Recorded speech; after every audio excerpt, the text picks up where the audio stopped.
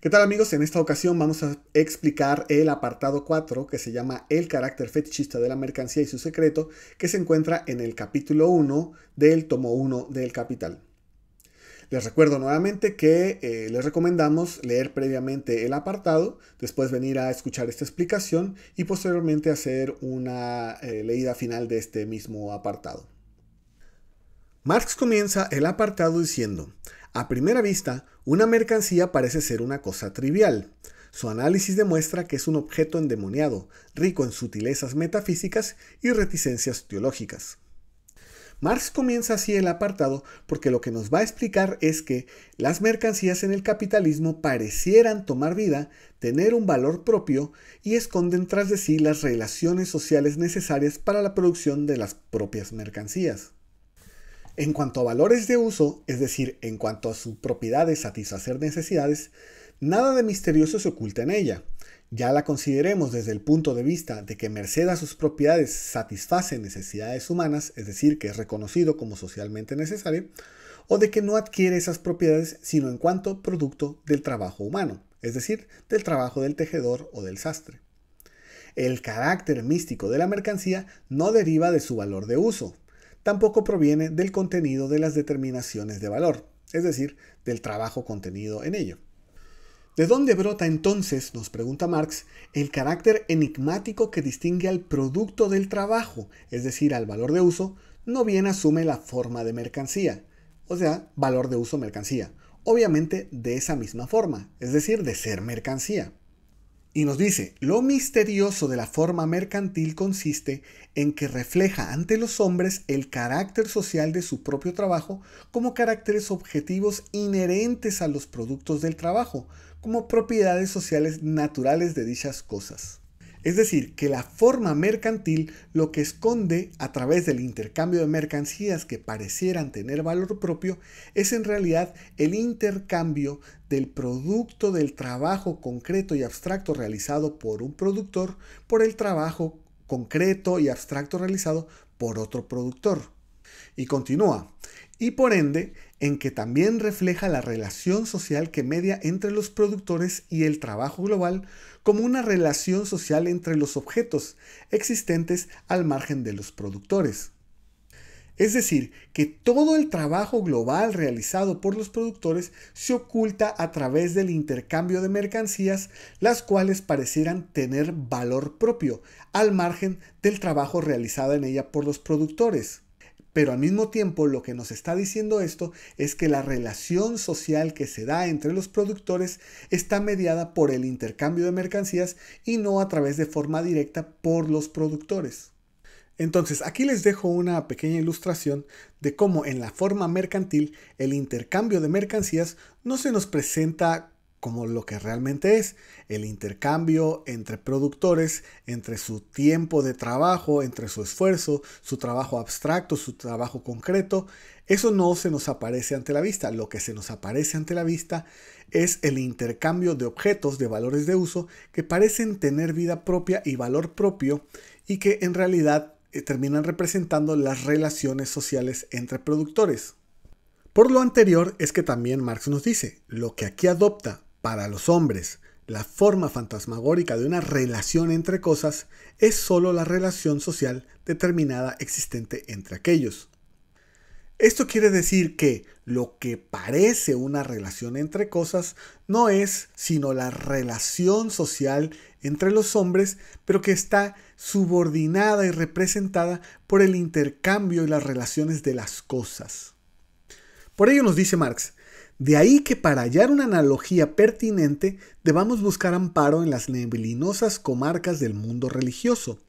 En este, los productos de la mente humana parecen figuras autónomas, ¿no? Como las mercancías, dotadas de vida propia, en relación unas con otras y con los hombres. Otro tanto ocurre en el mundo de las mercancías con los productos de la mano humana, es decir, de las mercancías. Y dice Marx, a esto llamo el fetichismo que se adhiere a los productos del trabajo, es decir, a los valores de uso. No bien se les produce como mercancías y que es inseparable de la producción mercantil. Ese carácter fetichista del mundo de las mercancías se origina en la peculiar índole social del trabajo que produce mercancías. Y es que Marx nos va a explicar enseguida que esto solo ocurre en el mundo en el que se producen mercancías y no en otras sociedades previas. Ahora Marx continúa. Si los objetos para el uso, es decir, los valores de uso, se convierten en mercancías, que es distinto, ello se debe únicamente a que son productos de trabajos privados ejercidos independientemente los unos de los otros. Es decir, que los valores de uso son mercancías porque son producto del trabajo de propietarios privados que no se han puesto de acuerdo en qué producir ni en cuánto producir. No existe un acuerdo previo. Y a pesar de ello, nos dice Marx, el complejo de estos trabajos privados es lo que constituye el trabajo social global. Es decir, todo el trabajo que socialmente se ha producido a pesar de que se haya producido de manera privada, sin acuerdo previo. Ahora, como los productores no entran en contacto social hasta que intercambian los productos de sus trabajos, es decir, como no hay un acuerdo previo entre productores, solo entran en contacto social en el momento en el que realizan el intercambio de sus mercancías, entonces los atributos sociales de esos trabajos privados, de sus mercancías, no se manifiestan sino en el marco de dicho intercambio. Es decir, como los productores solo entran en contacto social a través del intercambio de sus mercancías, el atributo social de su mercancía se da en el momento del intercambio. A estos, los productores, las relaciones sociales entre sus trabajos privados, es decir, el intercambio de sus mercancías, se les ponen de manifiesto como lo que son, vale decir, no como relaciones directamente sociales trabadas entre las personas mismas en sus trabajos, es decir, que no hay un acuerdo previo de qué se va a producir ni qué se va a intercambiar, sino por el contrario, como relaciones propias de cosas entre las personas, es decir, que son las cosas las que median las relaciones entre las personas y relaciones sociales entre las cosas, es decir, las relaciones que parecen tener las mercancías al cobrar vida y valor propio. Y acá tenemos el mismo ejemplo. No es que se dé un intercambio entre productores en un acuerdo previo, sino que en realidad son las cosas las que median el intercambio de los trabajos de los productores. Ahora, Marx nos dice más adelante, todo el misticismo del mundo de las mercancías, es decir, todo este ocultamiento de las relaciones sociales y productivas que ocurren detrás de la producción y el intercambio de mercancías, toda la magia y la fantasmagoría que nimban los productos del trabajo fundados en la producción de mercancías, se esfuma de inmediato cuando emprendemos camino hacia otras formas de producción. Y es que, como sabemos, la humanidad tiene alrededor de 300.000 años de existencia, mientras que la sociedad productora de mercancías, particularmente el capitalismo, tiene apenas 500 años. Entre las sociedades precapitalistas se cuenta el feudalismo, que duró alrededor de los 1000 años, también las sociedades esclavistas, puede ser también el modo de producción asiático, y algunas sociedades de comunismo primitivo, que también duraron muchísimos años, muchos más que el capitalismo.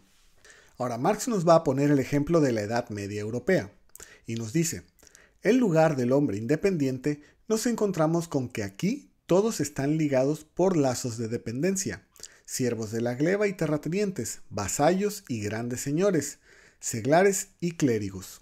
Y es que en el capitalismo las personas, poseedoras o no de medios de producción, no están ligadas ni a las personas ni a alguna actividad productiva.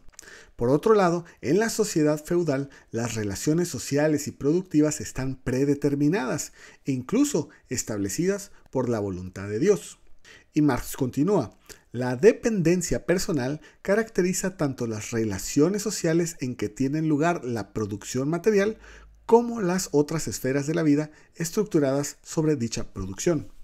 Es decir, cada quien juega un papel preestablecido en la sociedad, tanto en la producción material como en otras esferas de la vida, ya sea la política o la religión.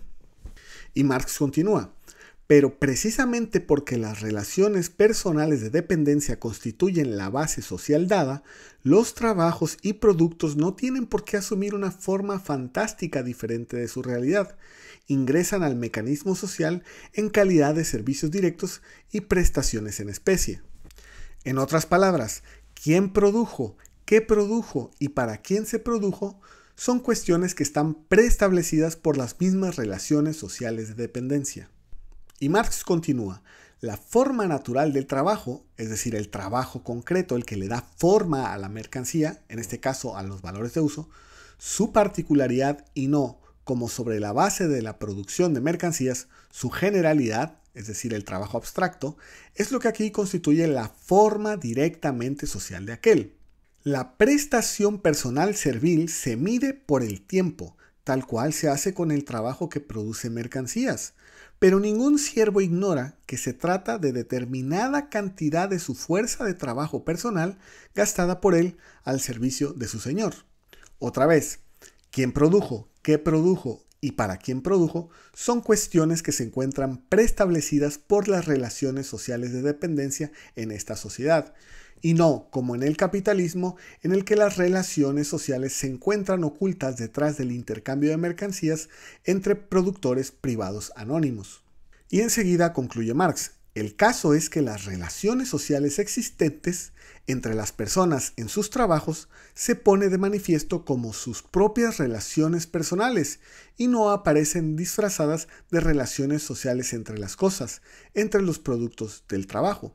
Justamente lo que acabamos de explicar. Otro ejemplo que nos ofrece Marx es el del trabajo colectivo, y nos dice, un ejemplo lo ofrece la industria patriarcal, rural, de una familia campesina que para su propia subsistencia produce cereales, ganado, hilo, lienzo, prendas de vestir, etc. Es decir, toda una serie de valores de uso que no serán producidas como mercancías, sino como medios de subsistencia para la propia familia. Y continúa, los diversos trabajos en que son generados esos productos, cultivar la tierra, criar ganado, hilar, tejer, confeccionar prendas, es decir, toda una serie de trabajos concretos necesarios para la producción de los medios de subsistencia, en su forma natural son funciones sociales, es decir, que aunque se producen o puedan llegar a producirse de manera individual, son parte de un trabajo colectivo, ya que son funciones de la familia y ésta practica su propia división natural del trabajo, al igual que se hace en la producción de mercancías. Todo esto quiere decir que, aunque los trabajos puedan realizarse de forma individual, todo trabajo individual hace parte de un trabajo social. Y por tanto, los productos del trabajo individual no son mercancías, sino un producto social. Enseguida nos dice Marx, las diferencias de sexo y edad, así como las condiciones naturales del trabajo, regulan la distribución de éste dentro de la familia y el tiempo de trabajo de los diversos miembros.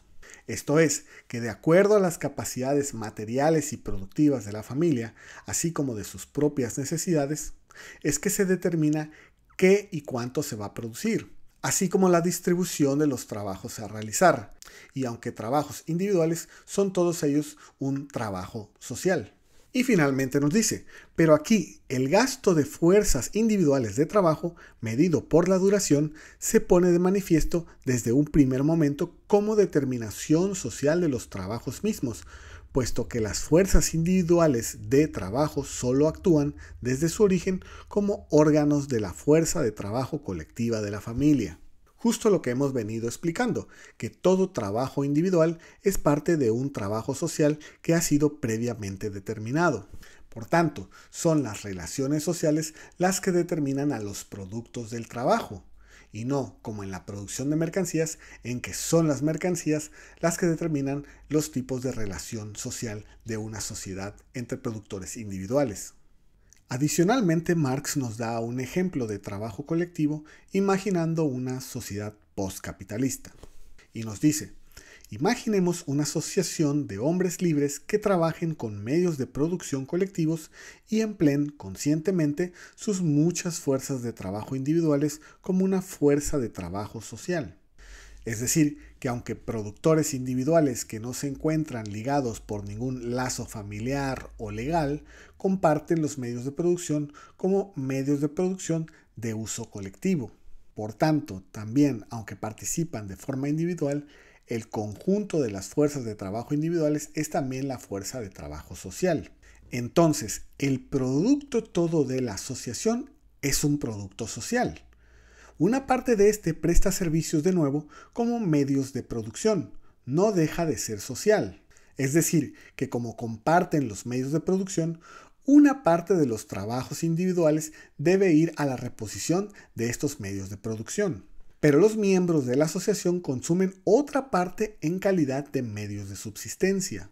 Es decir, el conjunto de los productos del trabajo social que irán al consumo individual. Ahora nos dice Marx, a los meros efectos de mantener el paralelo con la producción de mercancías, supongamos que la participación de cada productor en los medios de subsistencia esté determinada por su tiempo de trabajo. Es decir, que su participación en el consumo de ese producto social estará determinado por su participación en la producción de ellos. En este sentido, el tiempo de trabajo desempeñaría un papel doble. Primero, su distribución socialmente planificada regulará la proporción adecuada entre las vanas funciones laborales y las diversas necesidades. Esto es, que de acuerdo a las capacidades productivas de la sociedad, así como de las necesidades de esa sociedad, se determinará cuánta fuerza de trabajo se destina tanto a la producción de medios de subsistencia como a la reposición de los medios de producción. Esto a su vez para evitar desperdiciar tiempo de trabajo produciendo por encima de las necesidades de la sociedad o bien para evitar producir por debajo de sus necesidades. Por otra parte, el tiempo de trabajo servirá a la vez como medida de la participación individual del productor en el trabajo común y también, por ende, de la parte individualmente consumible del producto común. Esto simple y sencillamente quiere decir que la participación en el consumo de ese producto social dependerá también de la participación de cada productor en la producción de ese producto social, y no, como algunos piensan, que se reparte de forma igualitaria. Finalmente, aquí les dejo un pequeño esquema donde mostramos que la suma de los trabajos individuales es lo que produce el producto social y que ese producto social se divide en medios de producción, que tendrán que ser repuestos, como en medios de subsistencia, que es la parte consumible del producto social, y que la participación individual en la producción de esos medios de subsistencia es igual al consumo al que tendrá acceso individualmente cada uno de los productores. Ahora, casi para finalizar, Marx hace una especie de paralelo de la sociedad que produce mercancías, es decir, del capitalismo, con las sociedades antiguas, las cuales, nos dice, están condicionados por un bajo nivel de desarrollo de las fuerzas productivas del trabajo y por las relaciones correspondientemente restringidas de los hombres dentro del proceso material de producción de su vida, y por tanto entre sí y con la naturaleza. Esta restricción se refleja de un modo ideal en el culto a la naturaleza y en las religiones populares de la antigüedad. Es decir, que el bajo desarrollo de las fuerzas productivas, así como el desconocimiento sobre las lógicas de la naturaleza, hizo que las sociedades antiguas crearan deidades para poder explicar aquello que no podía ser explicado. Llámense fenómenos meteorológicos o bien eventos catastróficos como alguna inundación o alguna sequía, pero también la fertilidad de la tierra, etc. Y nos dice Marx, el reflejo religioso del mundo real únicamente podrá desvanecerse cuando las circunstancias de la vida práctica cotidiana representen para los hombres día a día relaciones diáfanamente racionales entre ellos y con la naturaleza. Es decir, que todas esas deidades van perdiendo significado en la medida en que la sociedad es capaz de explicar los fenómenos para los cuales creó esas figuras religiosas y que ahora constituyen un conocimiento racional y común. Finalmente, concluye Marx, la figura del proceso social de vida, esto es, del proceso material de producción, en el caso del capitalismo, de la producción de mercancías, solo perderá su místico velo neblinoso cuando, como producto de hombres libremente asociados, estos la hayan sometido a su control planificado y consciente. Es decir, así como el mundo religioso va perdiendo significado en la medida en que la sociedad va develando los misterios de la naturaleza, lo mismo sucedería con la producción planificada y consciente del proceso social de vida, derrumbando así el fetichismo de la mercancía, esto es, el sometimiento de la sociedad a la producción de mercancías como proceso social de vida. Pero, para ello, sin embargo, se requiere una base material de la sociedad o una serie de condiciones materiales de existencia, que son a su vez, ellas mismas, el producto natural de una prolongada y penosa historia evolutiva. Y bueno amigos, espero que esta explicación les haya sido de mucha ayuda. Y si es así, por favor no se olviden de dejar su like, comentarnos y por supuesto compartir este canal con sus amigos. Nos vemos el próximo video.